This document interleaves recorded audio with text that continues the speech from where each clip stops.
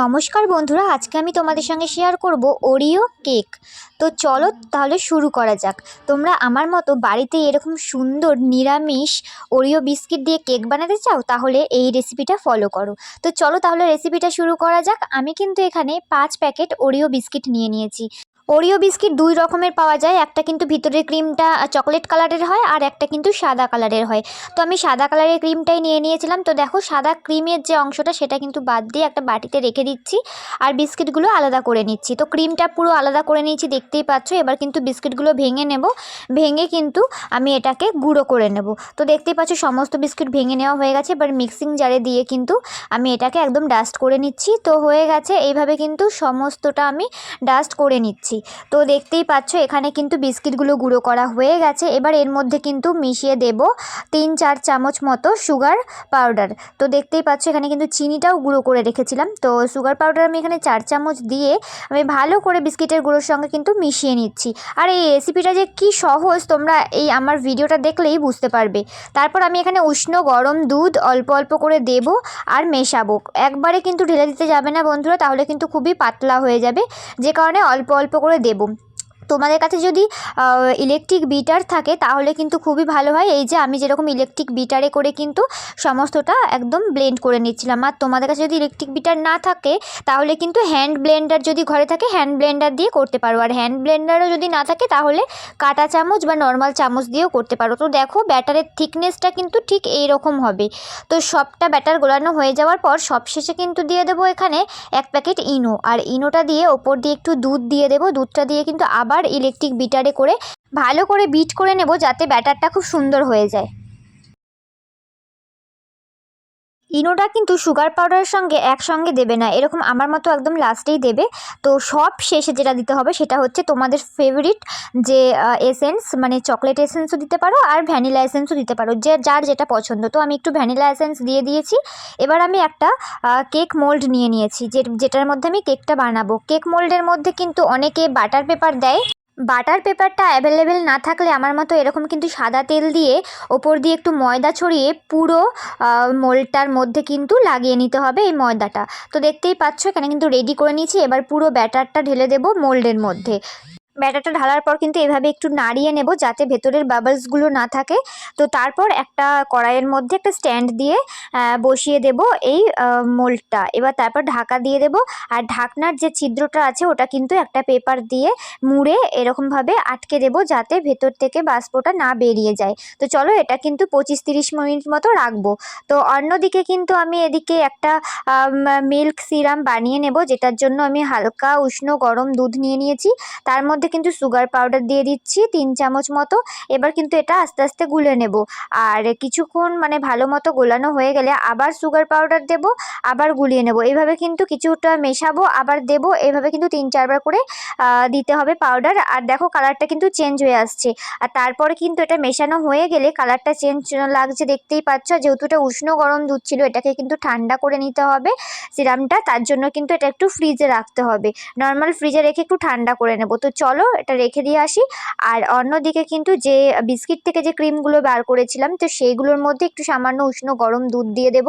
তারপর কিন্তু চামচে করে এভাবে কিন্তু ভেঙে নেব। আর এরকম হ্যান্ড ব্লেন্ডার যদি তোমাদের কাছে থাকে, হ্যান্ড ব্লেন্ডার দিয়ে কিন্তু খুব ভালো মতো ক্রিমটা অনেকক্ষণ ধরে এরকমভাবে ব্যাটারটা করে নেব। দেখো ক্রিমটা কিন্তু রেডি হয়ে গেছে, একদম একটা পাতলা ক্রিম রেডি হয়ে গেছে। তো ক্রিমটা এভাবে রেডি করে নেব।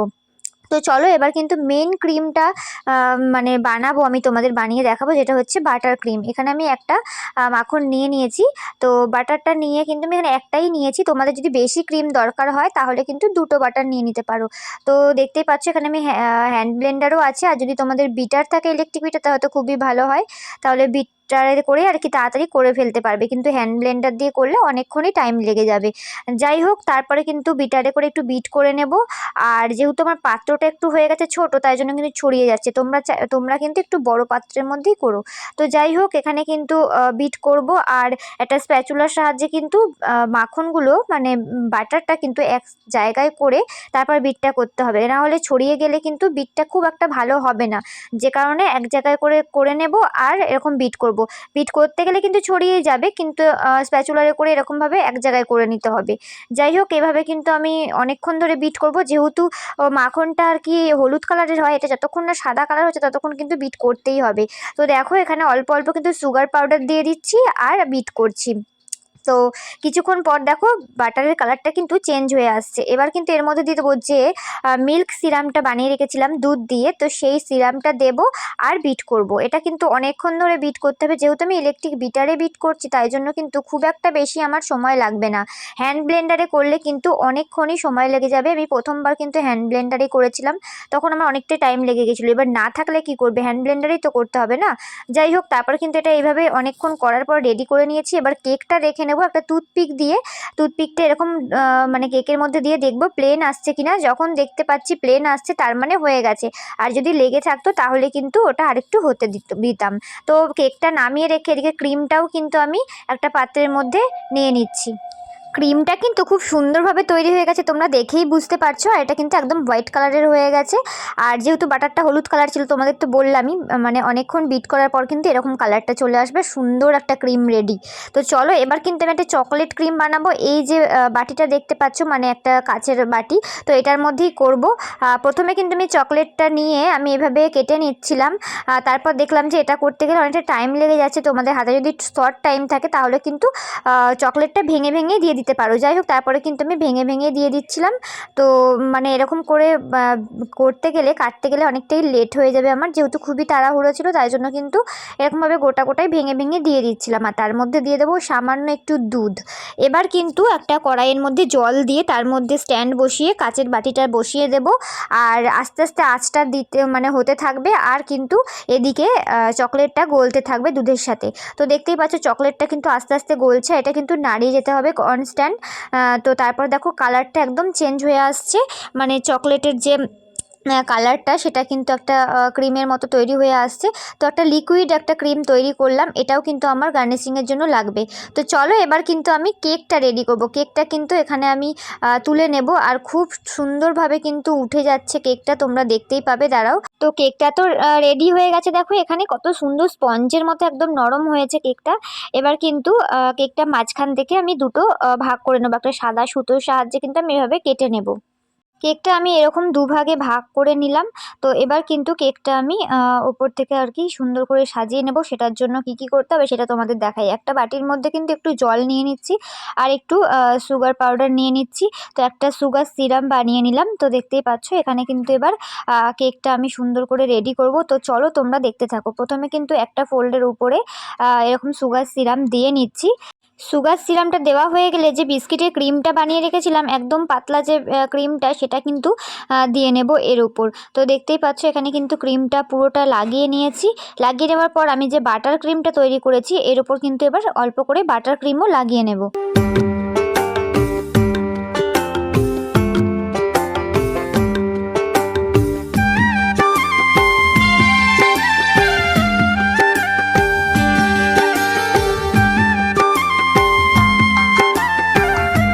দুটো ক্রিম সুন্দরভাবে লাগানো হয়ে গেছে। এবার কিন্তু ওপরের লেয়ারটা আমি দিয়ে দেব। এবার ওপরের লেয়ারটা দিয়ে কিন্তু সুন্দরভাবে সাজিয়ে নিতে হবে। তো চলো এবার শুরু করা যাক। এর ওপরে কিন্তু আগেরটার মতনই সুগার সিরাম দিয়ে নিচ্ছি, মানে ওই সাদা জলের মধ্যে আর কি যে চিনিটা মিশিয়ে রেখেছিলাম। বিস্কিটের যে ক্রিমটা তৈরি করে রেখেছিলাম সেই ক্রিমটা কিন্তু দিয়ে দেব, আর তার উপর দিয়ে দেব বাটার ক্রিম। তো দেখতেই পাচ্ছ বাটার ক্রিমটাও কিন্তু পুরোটা সুন্দরভাবে আমি লাগিয়ে নিচ্ছি। আর আমরা যেহেতু প্রফেশনাল না, তাই জন্য কিন্তু খুব একটা সুন্দরভাবে হচ্ছে না। তোমরা মানে যারা প্রফেশনাল আছে তারা তো সুন্দরভাবে বেশ করতে পারে, তাদের কাছে অনেক কেক বানানোর জন্য জিনিসও থাকে। তো যাই হোক, আমরা ঘরোয়া যে পদ্ধতিটা তোমাদের শেখাচ্ছি সেটাই আর কি ঘরোয়াভাবেই তোমাদেরকে দেখাচ্ছি। যাই হোক, তারপরে কিন্তু সুন্দরভাবে ওপর থেকে ক্রিমটা লাগিয়ে নিচ্ছি, বাটার ক্রিমটা। তো পুরোটা লাগানো হয়ে গেলে এরকম আমি একটা গামলা মতো নিয়ে নেব, যাতে গামলাটা সুন্দরভাবে ঘোরে। আর দেখো তার উপরে কিন্তু আমি কেকের থালাটা আর কি বসিয়ে নিয়েছি। এবার ওপর থেকে কিন্তু যে চকলেটের ক্রিমটা আমি বানিয়ে রেখেছিলাম সেই ক্রিমটা কিন্তু এভাবে ছড়িয়ে দেব। তো দেখতেই পাচ্ছ চকলেটের ক্রিমটা আস্তে আস্তে এভাবে ছড়িয়ে দিচ্ছি, আর একটা ছুরির সাহায্যে কিন্তু এভাবে পুরো কেকটার মধ্যে মানে ছড়িয়ে ওপর দিয়ে আর কি দিয়ে দেবো।